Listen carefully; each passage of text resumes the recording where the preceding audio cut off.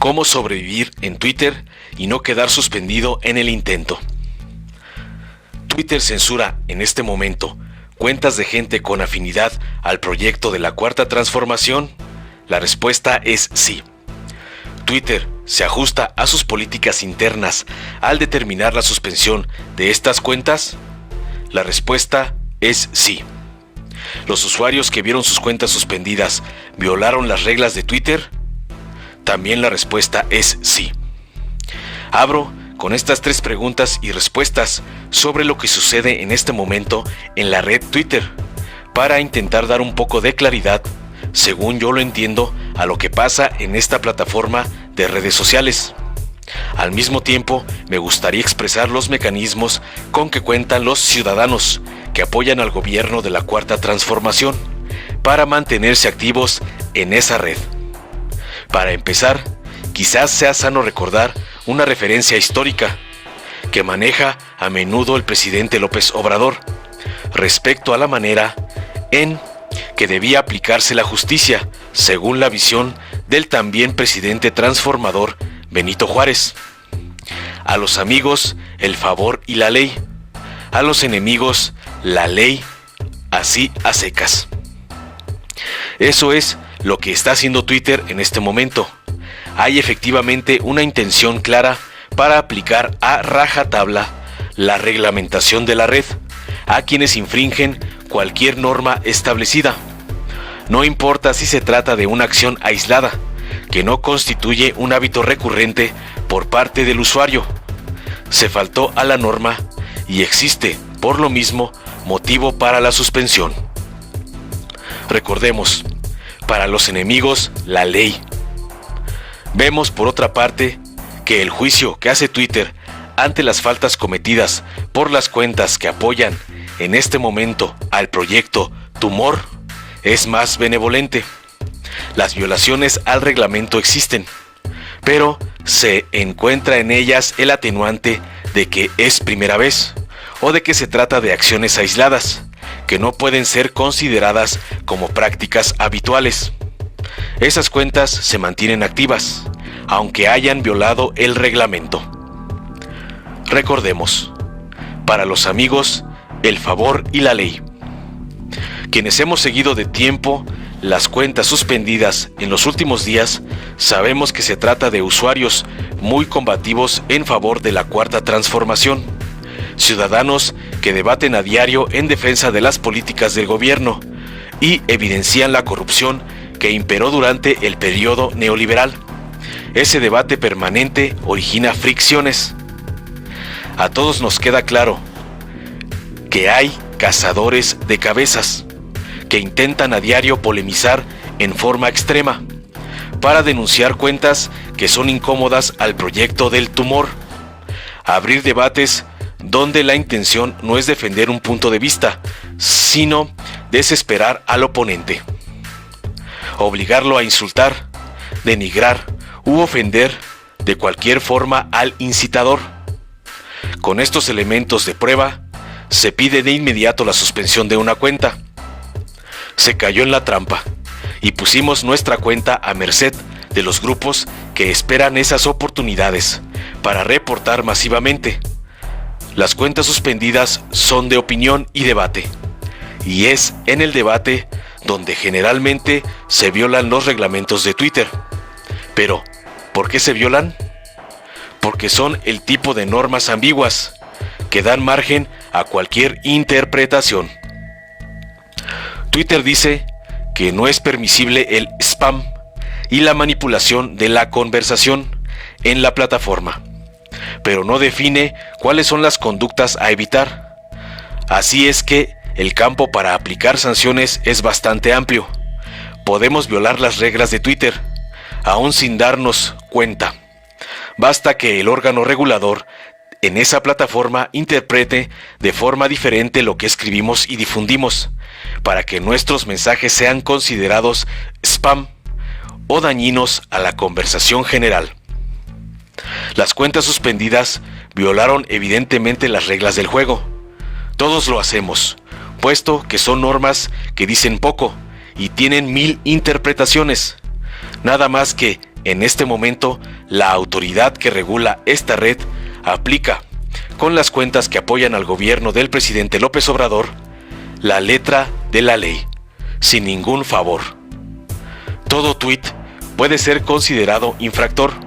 La interpretación que se haga sobre cualquier mensaje o serie de mensajes encuadrará siempre con el espíritu punitivo de la ley. Pero, ¿qué se puede hacer al respecto? Hay defensas posibles en contra de esta estrategia que manejan los grupos opositores que comparten la visión del tumor. Primero que nada, no polemizar con ellos. Segundo, no debatir con quienes no tienen interés en defender objetivamente una situación.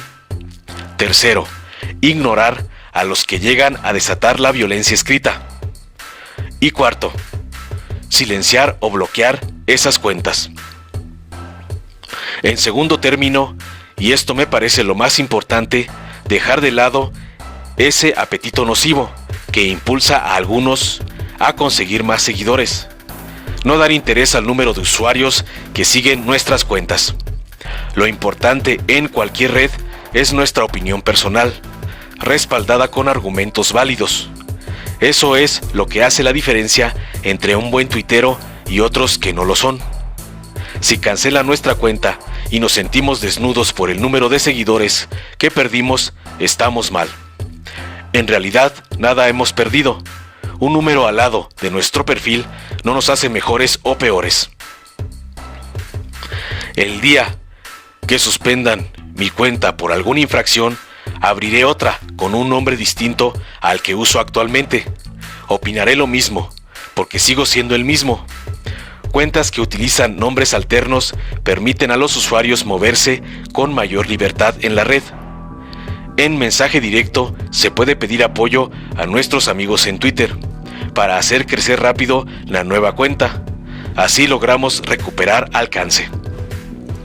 Cierro esta reflexión con un dato que me parece importante y que ya he expuesto anteriormente. El presidente López Obrador dice en forma constante: benditas redes sociales. Hay opiniones periodísticas que señalan que las redes son la primera línea de defensa del presidente y que son impasables para la oposición. Los usuarios que representan a un ciudadano en cada cuenta han dado la batalla diaria sin pensar en dar un paso atrás, ni siquiera para tomar impulso. Abandonar Twitter, como proponen algunos, no es alternativa para la primera línea. No se abandone el combate por triunfos pírricos del contrincante.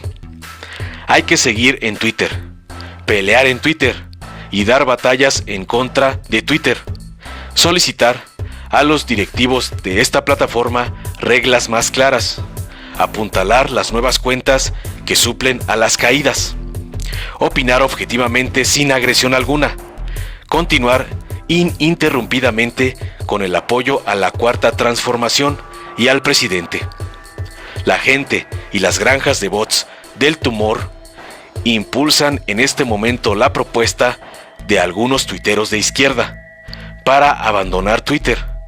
Saben que tienen la batalla perdida en esa red y que solo quedándose solos, dueños del terreno, podrán tener posibilidad en las próximas elecciones.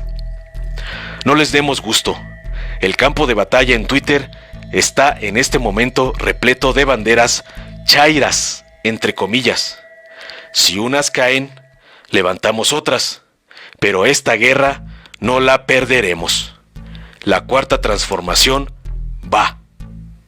Informó Mr. Politicón. Nos vemos el próximo video. La Cuarta Transformación está poniendo fin a los excesos del pasado, cuando antes se había gobernado con verdadera austeridad, priorizando a quienes más lo necesitan.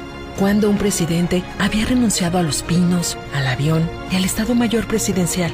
Cuando se había declarado a la corrupción como el peor enemigo de México. En Morena no hay espacio para lujos y derroche. No puede haber gobierno rico con pueblo pobre. Morena, la esperanza de México. ¿Sabes quién está detrás del movimiento conservador Sí por México y la perversa alianza electoral Va por México? nada menos que Claudio X González, empresario que financió en 2006 la campaña de guerra sucia contra Andrés Manuel, donde invirtieron miles de millones de pesos mintiendo que era un peligro para México, para después robarse la elección. En 2012, orquestaron una nueva guerra sucia y compraron la presidencia. Y en 2018, hicieron todo para impedir el cambio que México necesitaba. Él ha sido un gran beneficiario de contratos millonarios en los gobiernos corruptos neoliberales, y desde hace años pretenden comprar la vida pública con el poder económico. Este 2021 nuevamente hará todo para detener la Cuarta Transformación. Él es el verdadero jefe de la tóxica alianza electoral del PRIAN, a quienes somete y manipula a su voluntad. Ellos son el movimiento que dice sí a la corrupción, sí a la impunidad, sí a la pobreza. En los gobiernos de Morena, nos ocupamos de quien más lo necesita, entregando los apoyos directo a la gente y combatiendo la corrupción. Extirpemos al PRIAN. Morena es la esperanza de México.